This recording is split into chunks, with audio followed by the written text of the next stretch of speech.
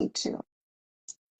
Yeah, I think that I'll go with the one that I had in mind, which was asking for our needs to be met or asking to be loved in the way that we receive it. And so I understand the reticence and the reluctance that people have around there's this notion we all want to be seen and understood. And that goes all the way back to infancy, right? And we Yes. want a partner who attunes to our needs. Yeah. And a, a good enough parent does that. They attune, they Yeah. know that a certain cry of the baby means that they're wet. They know this cry means the baby's hungry. They have learned to read their baby. And there is definitely a component within all of us who wants our partner to be able to intuit those needs of ours. But we're not babies anymore. And even though we might be doing some reparenting of ourselves and even doing a little bit of reparenting of our partner is not our parent. And so and we are adults now, we have language. And Yeah. so there is an onus on us Yeah. to communicate. It's basically like setting our partner up for success, right? Because there's almost this feeling where some people are like, well, no, like Right.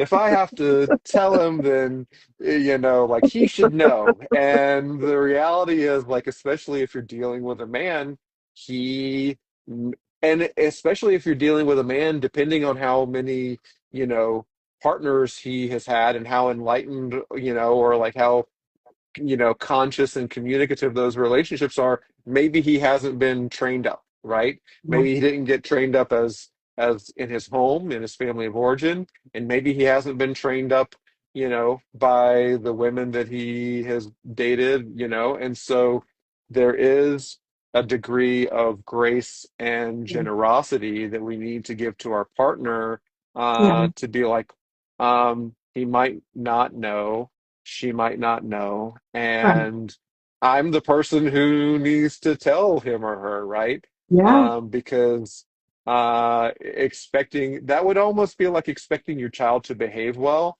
without teaching your child how to behave, right? Without, positively reinforcing the things they do and Right. correcting and helping them Right. learn from their mistakes. And so Right. similarly, we it is actually on us to educate Yeah. our partner. I know I see sometimes I read the comments on, other Instagram posts, and they're definitely there's a culture of some women out there who are like, I don't want to have to train a man.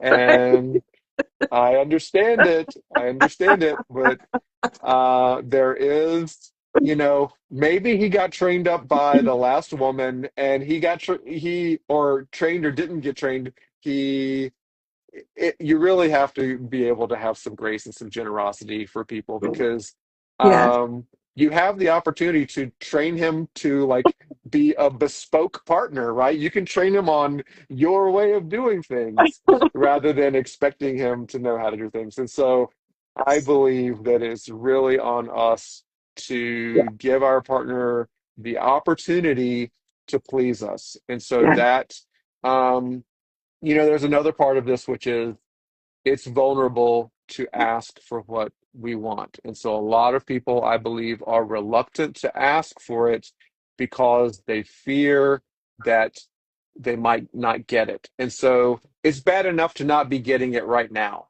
But Yeah. then if you ask for it and don't get it, That. then, the story may really be, oh, he doesn't care, he doesn't love me, Yeah. whatever, right? And Yeah. so but I think that we have to have the bravery, Yeah. because that's if we ask for it and we don't get it, well, that's information that Big time. we get Big to take time. action on, right? Yes.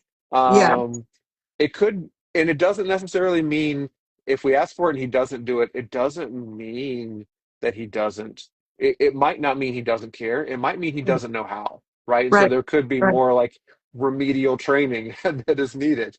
Or it could be he's actually unwilling, right? And so we're Yeah. going to get Right. some information by asking for Yeah. what we want, communicating the way Yeah. that we receive love and asking for it. We will get some information out of that. And then we Yeah. get to decide what the information means and what to do with that information, because you might find out, well, this is actually not the right person to be partnered with. Or you might find out, oh, there was just a block there for him that he needed to, Mm-hmm. you know, understand more about what it means, what quality time means, right? Right. Because maybe he Right. thinks quality time just means being in the same room together. Whereas Right. for her, perhaps I mean, quality time means, you know, actually interacting while you're in the same room together. yeah. Yeah.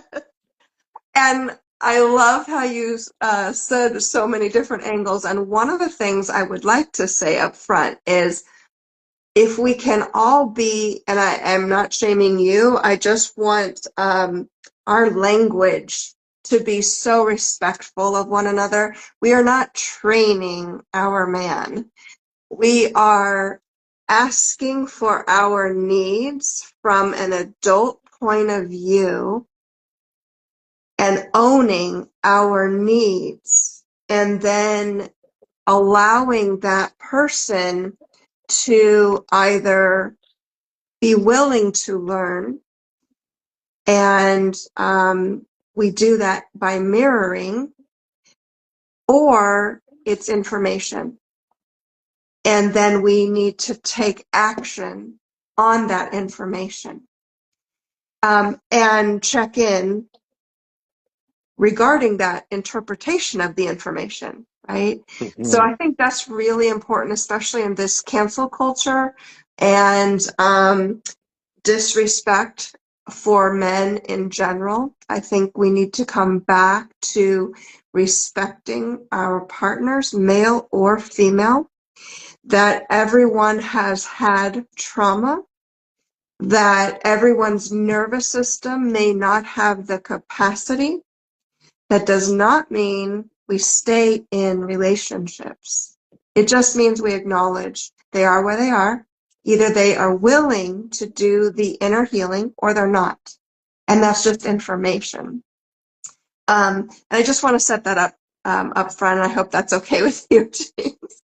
I really, really appreciate that, because in giving that example, I actually fell into using the framework of training a partner.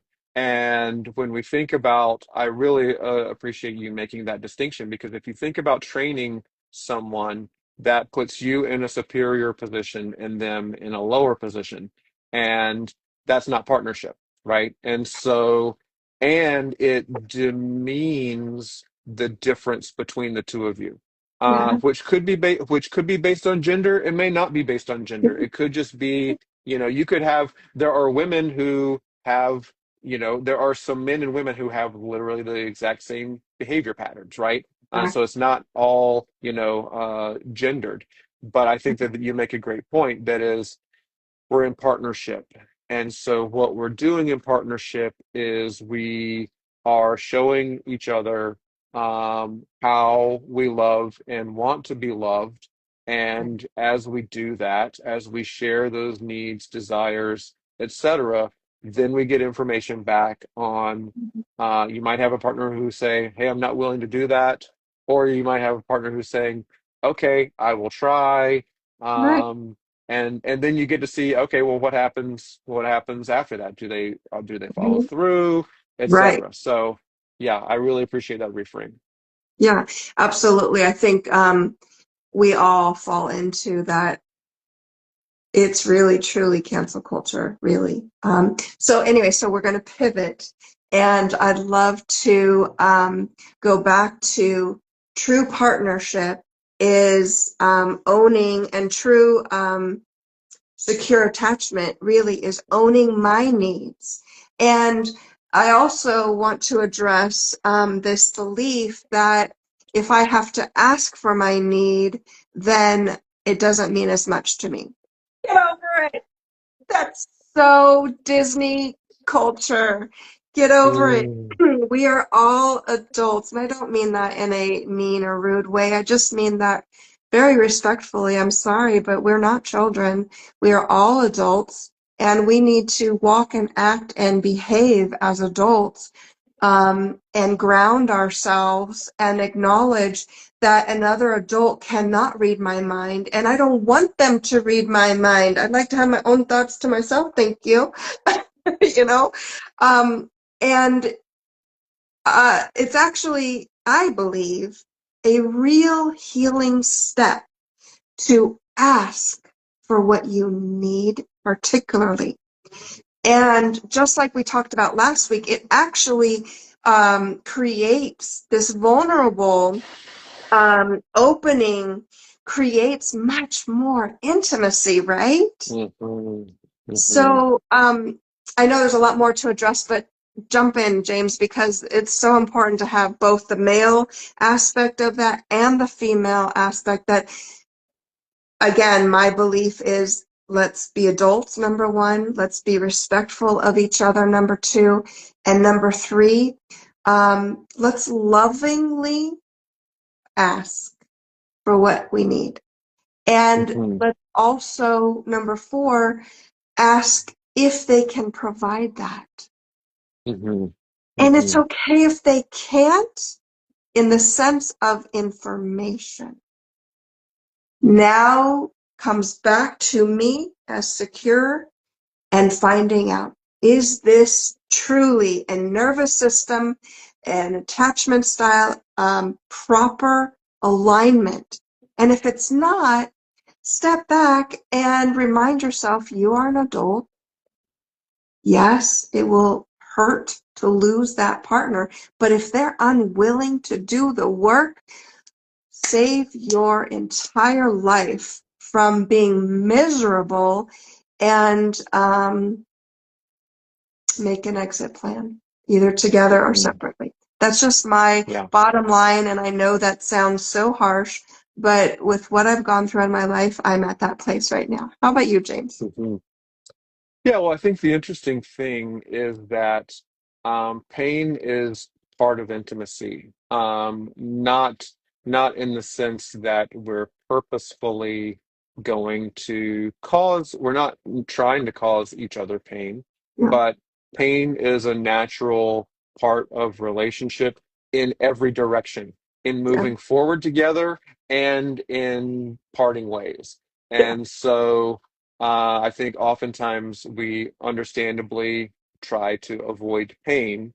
But if you get the information that a partner is not going to be able to love you in the way that you feel loved, then you really are faced with the choice of like, well, um, and I actually was coaching a client on this topic just yesterday who is in a relationship with a partner where she doesn't feel the spark.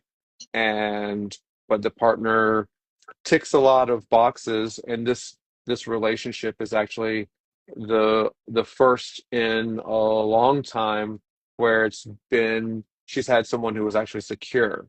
And so Mm, the interesting thanks. thing is, she recognizes that that's a good thing for her, the Yeah. secure partnership, but there is definitely a lack of um there's insufficient attraction there. And so similarly, if you end up in a place, sometimes you end up in places where neither person is bad, right? Right. It doesn't make someone bad if they can't love you the way that you need to be loved. Yeah.